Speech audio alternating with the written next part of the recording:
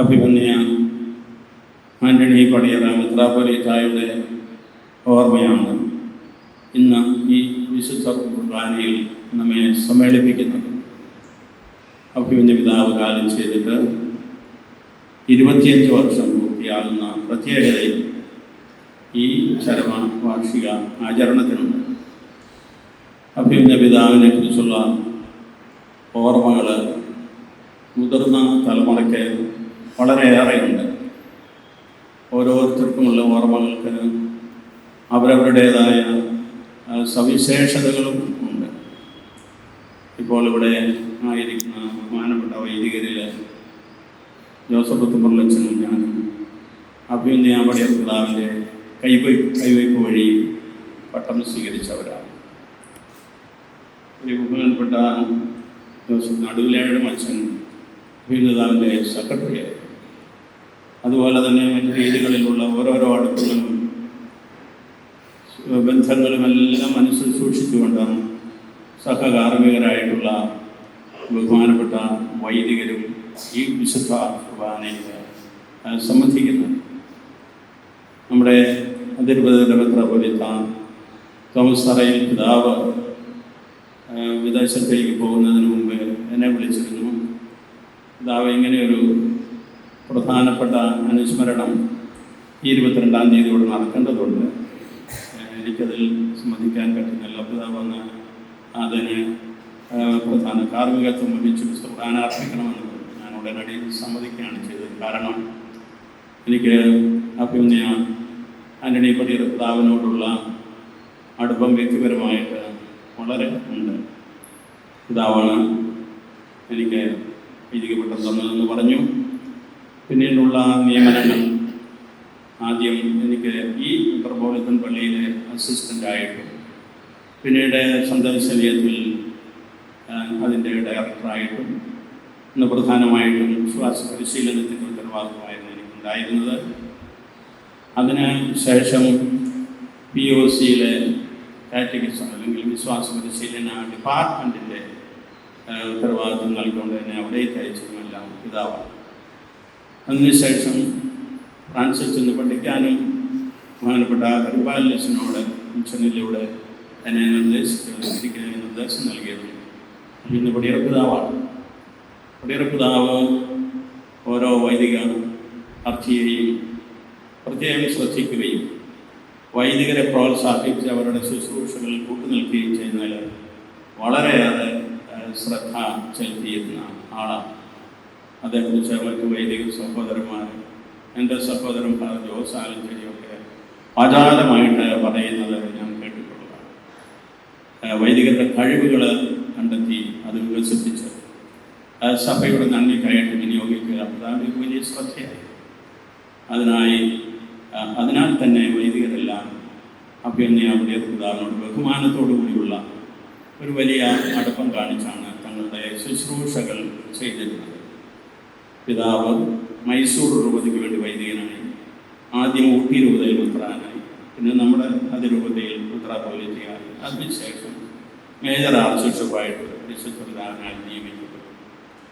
അങ്ങനെയുള്ള എല്ലാ രംഗങ്ങളിലും പിതാവ് ഇന്ന് സുവിശേഷത്തിൽ നമ്മൾ വായിച്ചതുപോലെ താലന്തുകൾ വർദ്ധിപ്പിക്കുന്ന ആളായിരുന്നു. ഈ താലന്തുകൾ എന്ന് പറയുമ്പോൾ നമുക്ക് ഭൗതികമായ താലന്തുകളുണ്ട്, അല്ലെങ്കിൽ നമ്മുടെ ശാരീരികമായ താലന്തുകളുണ്ട്, മാനസിക താലന്തുകളുണ്ട്, ആത്മീയമായിട്ടുള്ള താലന്തുകൾ. ആത്മീയമായ താലന്തുകളെ നമ്മൾ വരങ്ങളും ദാനങ്ങളും എന്നൊക്കെ വിശേഷിപ്പിക്കുന്നുണ്ട്. പരിശുദ്ധാത്മാവിൻ്റെ ദാനങ്ങളെ, ഫലങ്ങളെല്ലാം.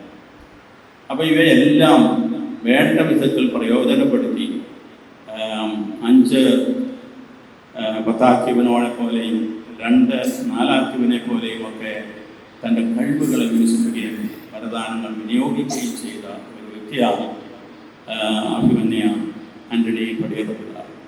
പിതാവ് തൻ്റെ വ്യക്തിത്വത്തിൽ ഈ പൂർണ്ണതയുടേതായ സ്വഭാവം എപ്പോഴും പ്രകടിപ്പിക്കുമായിരുന്നു. വചന പ്രഘോഷണങ്ങളിൽ, അതുപോലെയുള്ള ഇടപെടലുകളിൽ, വലിയ പ്രഭാഷണങ്ങളിൽ, ഉന്നതരോടുള്ള ബന്ധങ്ങളിൽ, സുഹൃത്തുക്കളോടുള്ള അടുപ്പങ്ങളിൽ എല്ലാം പിതാവ് ഒരു പൂർണ്ണതയുടെ മനുഷ്യനായിരുന്നു. അതുപോലെ തന്നെ നർമ്മബോധവും അദ്ദേഹത്തിന് സഹജമായി. അത് നിങ്ങൾക്കറിയാമല്ലോ. മെത്രാനായി നിയോഗിക്കപ്പെട്ടപ്പോൾ 35 വയസ്സ്. അന്ന് വലേരിയൻ കാർഡിൽ ഗരേഷ്യസ് അദ്ദേഹത്തെ കണ്ടുകൊണ്ട് അദ്ദേഹത്തെ പറ്റി പറഞ്ഞു, ഈ മെത്രാന് ഒരു കുറവ് മാത്രമേ ഉള്ളൂ, വയസ്സ് 35, വളരെ കുറവാണ്. മറുപടി പ്രസംഗത്തിൽ പടിയ പിതാവ് പറഞ്ഞു, ഞാനത് ഓരോ വർഷവും പരിഹരിച്ചു കൊള്ളാം. അങ്ങനെയുള്ള നാമബോധം എപ്പോഴും പിതാവിൻ്റെ വാക്കുകളിൽ പ്രതിഫലിക്കുമായിരുന്നു. ഇങ്ങനെ പലയിടത്തായി ശുശ്രൂഷ ചെയ്തതുകൊണ്ട് മൈസൂർ രൂപതയിൽ, പിന്നീട് മെത്രാനായിട്ട് ഊട്ടി രൂപത തമിഴ്നാട്ടിൽ, അതുപോലെ തന്നെ നമ്മുടെ രൂപതയിൽ, പിന്നെ എറണാകുളത്ത് ഒക്കെ സേവനം ചെയ്തതുകൊണ്ട് പിതാവിൻ്റെ മനസ്സിൽ രൂഢമൂലമായിരുന്ന ഒരു ചൊല്ലുണ്ട്, blossom wherever you are planted. നിങ്ങൾ എവിടെ നടപ്പെടുന്നുവോ അവിടെ പുഷ്പിക്കുക, അവിടെ ഫലം പുറപ്പെടുവിക്കുക എന്ന് പറയുമായിരുന്നു ഉപദേശങ്ങളിൽ, സാധാരണ സംഭാഷണങ്ങളിൽ. ബുദ്ധിമുട്ട് പിടിച്ച ശുശ്രൂഷകളാണ് പിതാവിനെ ലഭിച്ചത്. കാര്യം ഒരു മെത്രാൻ്റെതാണ് എന്ന് വരികയും ഊട്ടിയിൽ ചെന്നപ്പോൾ അവിടുത്തെ ഭാഷ പഠിച്ച് നല്ല സുവിശേഷ വേല ചെയ്യേണ്ടിയിരുന്നു. മൈസൂരിലായിരുന്നപ്പോൾ കന്നഡ പഠിച്ചു. സെമിനാരിയിൽ അവിടെ പഠിപ്പിച്ചപ്പോഴത്തേക്ക് ലത്തീൻ ഭാഷയിലും പ്രാവീണ്യം നേടി. ഇന്ത്യയിൽ നിന്നുള്ള മെത്രാന്മാരിൽ റോമിലെ സിനഡുകളിൽ ലത്തീൻ ഭാഷാ ഗ്രൂപ്പിൽ കയറി ലത്തീൻ ഭാഷയിൽ തൻ്റെ ആശയങ്ങൾ പ്രകടിപ്പിച്ചിരുന്ന ഏക മെത്രാപ്പൊലീത്തയാണ് ആന്റണി പടിയറ പിതാവ്. അഭിനാദനുള്ള കഴിവുള്ള ആരും തന്നെ. അപ്പോഴങ്ങനെ ഭാഷാ പണ്ഡിതനായിട്ട് തൻ്റെ ശുശ്രൂഷ, ഞാൻ ഫ്രാൻസിൽ പോയി കഴിഞ്ഞപ്പോൾ എൻ്റെ ആദ്യം എഴുതിയ കത്ത് ഫ്രഞ്ച് ഭാഷയിൽ, ഞാൻ വളരെ ബന്ധപ്പെട്ട് ഫ്രഞ്ച് ഭാഷയിൽ തന്നെ അതിന് മറുപടി അയക്കുകയും. അപ്പോൾ പിതാവ് ആത്മബോധത്തോടുകൂടി എന്നേക്കാൾ നല്ല തമിഴാണല്ലോ എഴുതുന്നതെന്ന് പറഞ്ഞ് പ്രശംസിച്ചു. അത് ഒരു നർമ്മം പറഞ്ഞു എന്ന് മാത്രമേ ഉള്ളൂ. സത്യത്തിന് ഒരു ഇതല്ല, തമാശ പറഞ്ഞ് എന്നെ പ്രോത്സാഹിപ്പിച്ചതാണ്. ഇങ്ങനെയുള്ള പിതാവിൻ്റെ ഓർമ്മകൾ തീർച്ചയായിട്ടും നമുക്ക് എല്ലാവർക്കും ശക്തി പകരുന്നു. മറ്റൊന്ന്, പിതാവ് ഇവിടെ വന്നതിന് ശേഷമാണ് സംഘടിതമായിട്ടുള്ള കാരുണ്യ പ്രവർത്തനങ്ങൾക്ക് രൂപം കൊടുത്തത്. സംഘടിതമായ കാരുണ്യ പ്രവർത്തനങ്ങൾ. അതിനു മുമ്പ് ദൈവദാസനായ മാത്യു കാവുകാട്ട് പിതാവിൻ്റെ കാലം മുതലേ ജീവകാരുണ്യ പ്രവർത്തനങ്ങളിൽ ചങ്ങനാശ്ശേരി അതിലൂടെ മുൻപന്തിയിലായിരുന്നു. പിതാവ് തന്നെ ധർമ്മം കൊടുക്കുന്നയാളായിരുന്നു. സാധാരണ കോർപ്പറേറ്റർമാർ നിർവഹിക്കുന്ന ജോലി വിഷയാചിക്കുന്നവർ വരുമ്പോൾ പിതാവ് തന്നെ ഒരു കസേരയിൽ പൈസപ്പെടുത്തി വെച്ചിരിക്കുന്ന നാണയങ്ങളിൽ നിന്ന് കൊടുക്കുമായിരുന്നു. ഇതിനെപ്പറ്റിയൊക്കെ പ്രത്യേക അനുഭവങ്ങളൊക്കെ ഉണ്ട് കാവുകാട്ടിലാണ്. പക്ഷെ അതുപോലെയുള്ള കാരുണ്യ പ്രവർത്തനങ്ങളുടെ വളരെയേറെ ഉദാഹരണങ്ങൾ തന്നെയുണ്ട്. പക്ഷേ എന്നൊരിക്കലും പടിയർ പിതാവ് വന്നപ്പോൾ ഭിന്നശേഷിക്കാർക്ക് വേണ്ടി ഉള്ള ഭവനങ്ങൾ സ്ഥാപിക്കുക, അവരോട് കാരുണ്യം കാണിക്കുക, അവർക്ക് വേണ്ടിയിട്ടുള്ള എല്ലാ ഒത്താശകളും ചെയ്യുന്നതിൻ്റെ ഒരു സംഘടിതമായ കാരുണ്യ പ്രവർത്തന ശൈലി നമ്മുടെ അനുഭവിക്കുന്നു. പിന്നീട് അത് വളരെയേറെ വർദ്ധിച്ചു. ജോസഫ് പൗത്തിൽ മെത്രാപ്പൊലീത്ത കാലത്ത് ജീവകാരുണ്യ നിധി ഉണ്ടാക്കി, അതിൽ നിന്ന് വിവാഹ സഹായമൊക്കെ ഇങ്ങനെയുള്ള പിതാക്കന്മാർ തുടർച്ചയുടെ ഒരു ശുശ്രൂഷയുടെ ചെയ്തു എന്ന് ഞാൻ ആനുഷംഗികമായിട്ട് അനുസ്മരിക്കുകയാണ്. അപ്പോൾ പടിയറ പിതാവ് ചെയ്തതാണ് മേഴ്സി ഹോം, ആശാഭവൻ, ഇങ്ങനെയുള്ള ഭവനങ്ങളിലാണ് പിതാവ് ശ്രദ്ധ വെച്ചത്. അതുപോലെ തന്നെ ഇവിടെ സിസ്റ്റേഴ്സ് വന്നിട്ടുണ്ട്. ഈ സിസ്റ്റേഴ്സിനെ അവരുടെ സമർപ്പിത ജീവിതത്തിൽ ഉപദേശങ്ങൾ കൊണ്ടും മാർഗദർശനങ്ങൾ കൊണ്ടും പുതിയ ഭവനങ്ങൾ വെച്ചുകൊണ്ടും പുതിയ സമൂഹങ്ങളെ ക്ഷണിച്ചുകൊണ്ടുമൊക്കെ പിതാവ് ഇവിടെ ശുശ്രൂഷ ചെയ്ത കാലത്ത് വളരെയേറെ പ്രവർത്തിച്ചു. പല വിദേശത്തുള്ള സന്യാസ സമൂഹങ്ങളിൽ ഇവിടെ വന്ന് കുടിയിരുന്നത് പിതാവിൻ്റെ കാലത്താണ്. അവരൊക്കെ ഇപ്പോൾ നമ്മുടെ യജമാന പ്രവർത്തനങ്ങളിലും പ്രേക്ഷിത പ്രവർത്തനങ്ങളിലും ഒക്കെ ആയിട്ട് സഹകരിച്ചു. അതിനുള്ള ഒരു വലിയ വൈഭവം അഭ്യുന്നയ പടിയറ പിതാവിനുണ്ടായിരുന്നു. അപ്പോൾ അങ്ങനെയുള്ള പിതാവിൻ്റെ ഈ ശുശ്രൂഷയാണ് നമ്മളിന്ന് അനുസ്മരിച്ച ദൈവത്തിന് നന്ദി പറയുന്നത്. പിതാവ് ഇവിടെ വന്ന ആദ്യ വർഷങ്ങളിൽ, പിന്നീട് എറണാകുളത്തായിരുന്ന എല്ലാ വർഷങ്ങളിലും ഒക്കെ ഒത്തിരിയേറെ ബുദ്ധിമുട്ടുകളിലൂടെയും ക്ലേശങ്ങളിലൂടെയും ഒക്കെയാണ് കടന്നുപോയത്. പക്ഷേ എല്ലാറ്റിനെയും ഒരു നർമ്മബോധത്തോടെ കാണുന്നതിന്, അത് തരണം ചെയ്യുന്നതിനുള്ള ഒരു വലിയ ശക്തി പിതാവുണ്ടായി. അത് ഏത് സാഹചര്യത്തിലും പിടിച്ചു നിൽക്കാനുള്ള ശക്തി അതെല്ലാവർക്കും കിട്ടുന്നതല്ല. മിത്രാനായതുകൊണ്ടോ കർദിനാളായതുകൊണ്ടോ ഒന്നും കിട്ടുന്നതല്ല. പിന്നെയോ എന്ന് വരെ അദ്ദേഹത്തിൻ്റെ ആ ദൈവാനുഭവത്തിലുള്ള വളർച്ചയിൽ നിന്നും ഉണ്ടാക്കിയിട്ടുള്ളത്. പൗരോഹിത്യത്തിൻ്റെ പൂർണ്ണതയിലാണ് പിതാവ് ജീവിച്ചിരുന്നത്. പൗരോഹിത്യം എന്ന് പറയുന്നത് നിങ്ങൾക്കറിയാവുന്നതുപോലെ ദൈവജനത്തിന് നൽകിയിരിക്കുന്ന ഒരു അവർണ്ണനീയമായ ദാനമാണ്. ഓരോ വൈദികനും ഓരോ ദാനമാണ്. കാരണം തൻ്റെ ജനത്തെ സംരക്ഷിക്കുന്നതിന് നേതാക്കന്മാർ വേണം, പുരോഹിതന്മാർ വേണമെന്നുള്ളതുകൊണ്ട് നേതൃത്വത്തിൻ്റെയും പൗരോഹിത്യത്തിൻ്റെയും ദാനം നൽകിക്കൊണ്ടാണ് വൈദികരെ നമുക്ക് ദൈവം നൽകുന്നത്. അപ്പോൾ അങ്ങനെയുള്ള ആ ശുശ്രൂഷയുടെ ഔന്നത്യം മനസ്സിലാക്കിക്കൊണ്ട് പിതാവ് വൈദികരെ വളരെയേറെ ബഹുമാനത്തോടും സ്നേഹത്തോടും കൂടിയാണ് കണ്ടിരുന്നത്. വൈദികരോട് ആശയങ്ങൾ ചോദ്യമായി ഒറ്റയ്ക്കുള്ള ആ പ്രവർത്തനങ്ങളിൽ പ്രസ്ബിറ്ററി കൗൺസിലിലും അതുപോലെയുള്ള ആലോചനാ സമിതികളിലും മാത്രമല്ല, ഒറ്റക്കെട്ടിൽ കാണുമ്പോഴും അഭിപ്രായങ്ങൾ ചോദിക്കുമായിരുന്നു. ആ അഭിപ്രായങ്ങളുടെ എല്ലാം വെളിച്ചത്തിലാണ് തൻ്റേതായ പ്രവർത്തന ശൈലികളെ പിതാവ് സംവിധാനം ചെയ്തിരുന്നത്. അപ്പോൾ ഇതെല്ലാം നമുക്ക് ഓർമ്മിക്കാം. പിതാവിലൂടെ നമ്മുടെ അതിർവദിക്ക് ലഭിച്ച വലിയ ദാനങ്ങളെക്കുറിച്ച് നമുക്ക് നന്ദി പറയാം. ഞാൻ ഓർക്കുന്നു, കുടുംബത്തിൽ ഞാനും കൂടെയൊക്കെ പട്ടലിൽ ശീലിക്കാൻ ചെന്ന സമയത്ത് പിതാവിന് എല്ലാം ഞങ്ങളുടെ ഇടവകളിൽ വന്ന് പട്ടം നൽകാൻ ബുദ്ധിമുട്ടായിരിക്കുമല്ലോ എന്നുള്ള ചർച്ച വന്നപ്പോൾ പിതാവ് ഇല്ലില്ല, ഞാൻ വന്നോളാമെന്നാണ്. അതും ഒരു നർമ്മബോധത്തോടെയാണ് പറഞ്ഞത്, ഞാനതിപ്പോൾ പറയുന്നില്ല. അപ്പോൾ പിതാവ് എന്നിട്ട് ഞങ്ങൾക്ക് ഓരോ ഇടവകയിലും വന്ന് പട്ടം നൽകുന്ന ആ പുതിയ ശൈലി നമ്മുടെ അതിർവതയിൽ സ്ഥാപിച്ചു. ദൈവവിളികളെ പ്രോത്സാഹിപ്പിക്കാൻ വേണ്ടിയിട്ടാണ് പിതാവ്.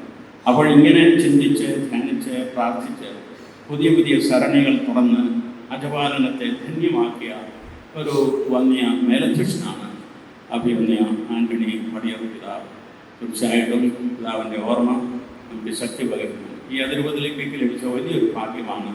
ഇവിടെ ഒന്നിനു പുറകെ ഒന്നായി ലഭിച്ച പിതാക്കന്മാരും അവരവരുടെ രീതികളിൽ വിശുദ്ധിയുടെയും നേതൃത്വത്തിൻ്റെയും വിശാല മനോഭാവത്തിൻ്റെയും കൂട്ടായ്മയുടെയും ആക്കിയുള്ള വരങ്ങൾ പ്രാവർത്തികമാക്കിയവരാണ്. അത് ലവീഞ്ഞ് പിതാവ് മുതലേ നമുക്ക് മനസ്സിലാക്കാൻ സാധിക്കും. ലവീഞ്ഞ് പിതാവാണല്ലോ നമ്മുടെ SB ഹൈസ്കൂള് സ്ഥാപിച്ചത്.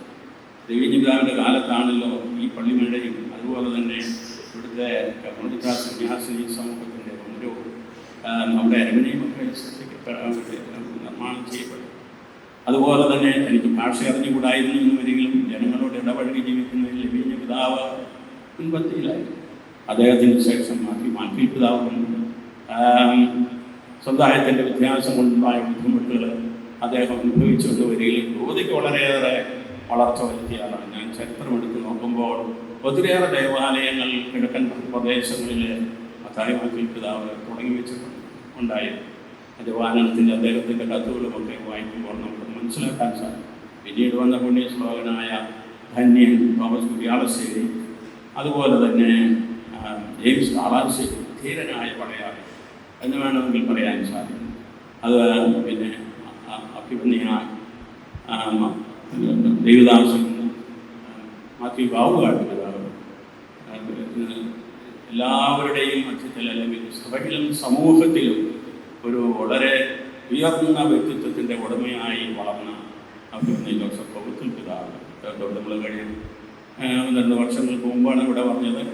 എന്ന് വരികയും പിതാവിൻ്റെ ഓർമ്മ ഇതിനോടെല്ലാം ചേർത്താണ് നമുക്ക് ഈ പള്ളിയൊരു പിതാവിൻ്റെ ഓർമ്മ ആചരിക്കുവാൻ സാധിക്കുന്നത്. ഈ മേൽപ്പെട്ട ശുശ്രൂഷയുടെ സരണിയിൽ ഒരു കല്ലുകടിയും ഇല്ലാതെ നമുക്ക് ആ ശുശ്രൂഷ ലഭിച്ചു. അതുകൊണ്ട് വാസ്തവത്തിൽ അതിൻ്റെ പേരിൽ തന്നെ ചങ്ങനാശ്ശേരി അതിരൂപതയിലെ ദൈവജനം എപ്പോഴും ദൈവത്തിന് നന്ദി പറയും. അതുപോലെ തന്നെ ആ വൈദികരുടെയും നേതൃത്വം നമ്മുടെ അതിരൂപതയിൽ ഇത് കളഞ്ഞ് ഒരു വിധത്തിലും നഷ്ടപ്പെടുത്താതെ കാത്തു സൂക്ഷിച്ച് വൈദികരെ പത്രാമാരോട് ചേർന്നും ജനങ്ങളെ സ്നേഹിച്ചും അവരോട് ചേർന്നും അജപാലന ശുശ്രൂഷ ചെയ്തുകൊണ്ട് സഭയുടെ കൂട്ടായ്മയെ ശക്തിപ്പെടുത്തുവാൻ നമ്മുടെ അഭിമന്യ ആന്റണി മടിയർ മെത്രാപ്പോലീത്തായുടെ ഓർമ്മ നമ്മുടെ മനസ്സിലുണ്ടാകട്ടെ.